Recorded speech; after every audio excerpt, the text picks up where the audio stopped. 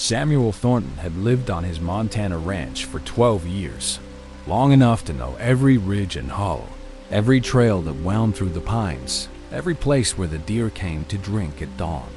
He knew the silence of the valley, the weight of it, the way it pressed against a man's chest on the long winter nights. He had made peace with that silence, or so he told himself. He had his cattle, his horses, his work. He did not need anything else. Then she came, and the silence became something he could not ignore. She arrived 18 months ago, a woman alone with a wagon and a handful of possessions, buying the old Henderson place that had been empty for years. The town whispered about her a widow. They said, from back east, come west to escape something she would not name. She kept to herself, tended her garden, walked into town once a month for supplies, and never stayed longer than necessary. She did not attend church, did not visit neighbors, did not accept the casseroles and pies the town women left on her porch. She had built a fortress, and she guarded it fiercely. Samuel told himself he was not watching her. He was just a neighbor, keeping an eye on the property that bordered his own. But he knew the truth. He noticed when her light went out at night, when her garden was planted, when her laundry hung on the line. He noticed the way she moved, quick and efficient, as if she had somewhere to be even when she was standing still. He noticed that she was alone, that she had been alone for a long time, that she seemed to have forgotten how to be anything else. And he noticed the humming. It was the humming that undid him. In the evenings, when the light was fading and the work was done, she would sit on her porch and hum a slow, sad melody that drifted across the pasture and wrapped itself around his chest. He did not know the tune, had never heard it before, but something in it spoke to him. It was the sound of a woman who had loved and lost, who had built walls to keep the pain out, who had forgotten that walls also kept the light from getting in. He would sit on his own porch, listening, and feel something stir in him that he thought was dead. The morning had started. Samuel woke to a sky the color of old iron, the air cold and still. He went about his chores, feeding the horses, mending the fence, checking on the cattle, and trying not to look at the smoke rising from her chimney. But there was no smoke. He told himself she had slept in, that she was ill, that it was none of his business. But the hours passed, and the chimney remained cold, and by midday, a knot had formed in his stomach that he could not untie. He went back to work, tried to focus, but his eyes kept drifting across the pasture. That evening, he walked to the edge of his property, as he had done 100 times before, and looked across at her cabin. No light in the windows, no smoke from the chimney, no movement anywhere. Her chickens were scratching in the yard, but no one had let them out. Her horse stood in the corral, its head hanging low, its trough empty. Something was wrong.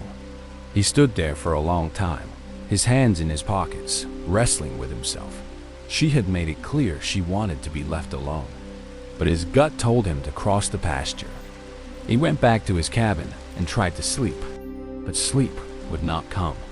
He lay in the darkness, listening to the wind, and every time he closed his eyes, he saw her cabin, dark and silent, waiting. In the morning, he crossed the pasture before he could talk himself out of it. The sun was just rising, the frost thick on the grass, and his boots left dark prints in the white. He stood at her door for a long moment, his hand raised, his heart pounding, and then he knocked. There was no answer. He knocked again. Still nothing. He walked around the cabin, peering through windows that were shuttered and dark. The garden she had tended so carefully was overgrown, the vegetables rotting on the vine. The woodpile was untouched, the axe still leaning where she had left it. Her horse nickered at him from the corral, its sides sunken, its water trough dry. Samuel's gut clenched. Something had happened to her. He went back to the front door, tried the latch, found it unlocked. He pushed the door open, and the smell hit him, first stale air, cold ashes, and beneath it, something else. Sickness. Fear. The cabin was small, one room with a loft, and it took his eyes a moment to adjust to the dimness. He saw the cold hearth, the table with the half-eaten meal still on it, the chair overturned as if someone had fallen, and then he saw her. She was on the floor by the bed, curled in a blanket, her face pale as winter, her lips cracked, her eyes closed. He crossed the room in 3 strides, dropped to his knees beside her, pressed his fingers to her neck. Her skin was cold, her pulse faint, but it was there. She was alive, barely. He carried her to the bed, wrapped her in every blanket he could find, built up the fire until the cabin was warm. He brought water from her well, forced it between her lips, watched her swallow. She did not wake, but her breathing steadied, and some of the color returned to her face. He stayed with her through the morning, through the afternoon, watching the rise and fall of her chest, counting each breath. He should go for the doctor, he knew. But the doctor was 20 miles away, and he was afraid to leave her alone. So he stayed, and he waited, and he prayed to a God he had not spoken to in years. She woke at dusk, her eyes opening slowly, confused, unfocused. She looked at him, and for a moment, he saw fear in her face. The fear of a woman who had spent 18 months making sure no one saw her like this. "What are you doing here?" She whispered, her voice rough, her hand clutching the blanket to her chest. "You were sick," he said. "You've been unconscious for 2 days. I found you on the floor." She closed her eyes, and a tear slipped from beneath her lashes.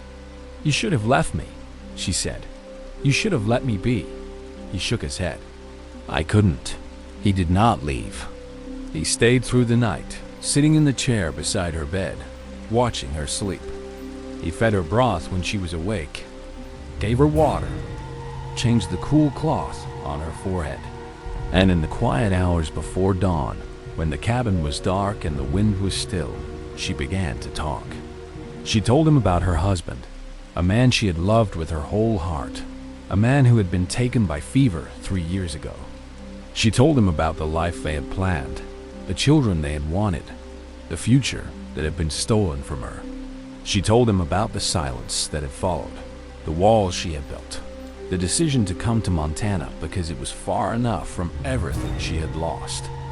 He listened without speaking, his hands folded in his lap, his eyes on her face. He understood more than she knew. He had lost people too. His mother to a winter fever when he was 12, his father to a broken heart that followed soon after. He had spent years learning to live with the silence, the emptiness, the weight of being alone. He had built his own walls, maybe not as high as hers, but just as thick. "I know what it is," he said, when she had finished, "to be afraid of letting someone in. To tell yourself it's safer to be alone. To forget what it feels like to care about someone." She looked at him, and in her eyes, he saw something shift. Recognition, understanding, the first crack in the wall she had built. The days that followed were different. She let him bring her food, sit by her fire, talk to her about the ranch, the cattle, the winter that was coming.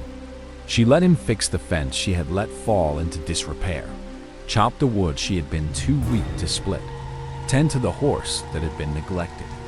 She did not thank him, but she did not tell him to leave.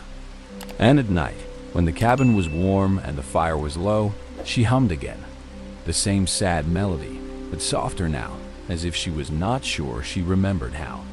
He sat in his chair and listened, and for the first time in years, he did not feel alone. One evening, as the first snow began to fall, she asked him why he had come, why he had crossed the pasture when everyone else had left her alone, why he had broken into her cabin, found her on the floor, stayed by her side. He was quiet for a long time, staring into the fire, trying to find words for something he did not fully understand. "I heard you humming," he said finally. "Last summer, when the evenings were long. I used to sit on my porch and listen to you, and I would think, that's a woman who has forgotten how to be happy." And I wanted to remind her. She did not speak for a long time after that. She sat in her chair, her hands wrapped around a cup of tea, her face turned toward the window where the snow was falling. When she looked at him again, Her eyes were bright, but she was not crying. "I didn't think anyone noticed me," she said. "I didn't think anyone cared." He shook his head slowly. "I noticed," he said. "I've been noticing for 18 months. I just didn't know how to tell you." She looked at him, and for the first time since he had met her, she smiled. It was a small thing, fragile but real. "You could have started with hello," she said. He smiled back. "Hello." Winter settled over the valley, deep and cold, and the distance between their cabins seemed to shrink. Samuel came every day, sometimes to help with chores, sometimes just to sit by her fire, to listen to her talk, to watch the way her hands moved when she knitted or mended or cooked. She started to hum again, not the sad melody from before, but something lighter, something that sounded almost like hope. And one night, when the snow was falling so thick they could not see the lights of her cabin from his, she asked him to stay. He stayed. He stayed through the winter, through the long nights and the bitter cold, through the storms that buried the valley in snow. Spring came slowly, the snow melting into streams, the grass greening beneath a sky that seemed to go on forever. Samuel stood on her porch one evening, watching the sun set over the valley, and she came out to stand beside him. "I have something to tell you," she said, and her voice was different, softer. He turned to look at her, and in her face, he saw something he had never seen before. Peace. "I stopped being afraid," she said. "Somewhere in this winter, I stopped being afraid of losing someone again. I stopped being afraid of wanting something." She took his hand, her fingers cold against his, and looked up at him. "I want you, Samuel. I have wanted you for a long time." He pulled her into his arms then, and she came to him like she had been waiting for this moment her whole life. Her face pressed against his chest, her arms around his waist, her breath warm through his shirt. He held her against the fence, against the valley, against the sky that was turning from gold to rose, and he felt something he had not felt in years. "Whole. I thought you would never let me in," he said, his voice rough, his lips against her hair. "I thought you would keep your walls up forever." She pulled back, looked up at him, and smiled. A real smile, the kind that reached her eyes. "You knocked," she said. "You just had to knock." They were married in the summer, in the meadow that separated their two properties, with the mountains watching and the wildflowers blooming. The whole valley came neighbors she had kept at arm's length for 18 months. Women who had left pies on her porch, men who had tipped their hats and never stayed to talk. She wore a dress of white cotton, and in her hair, she wore a flower he had picked from the field where they had first met. He stood beside her, his hand steady, his heart full, and when the preacher asked him if he would take this woman to be his wife, his voice did not waver. "I will," he said, and the words carried across the meadow, across the valley, across the years of loneliness that had brought them here. That night, they sat on her porch, their porch now watching the stars come out over the land that had kept them apart for so long. She leaned against him, her head on his shoulder, her hand in his, and for a long time, neither spoke. "I spent 18 months being afraid," she said finally, "and all I had to do was let you in." He kissed her forehead, her cheek, her lips, and when he pulled back, her eyes were bright. "You were worth waiting for," he said. "You were worth everything." The lights of their cabins glowed in the darkness. Two homesteads that had been separate for so long, now one. And in the Montana Valley, two people who had spent their lives keeping the world at arm's length finally let someone in and found, at last, the home they had been searching for all along.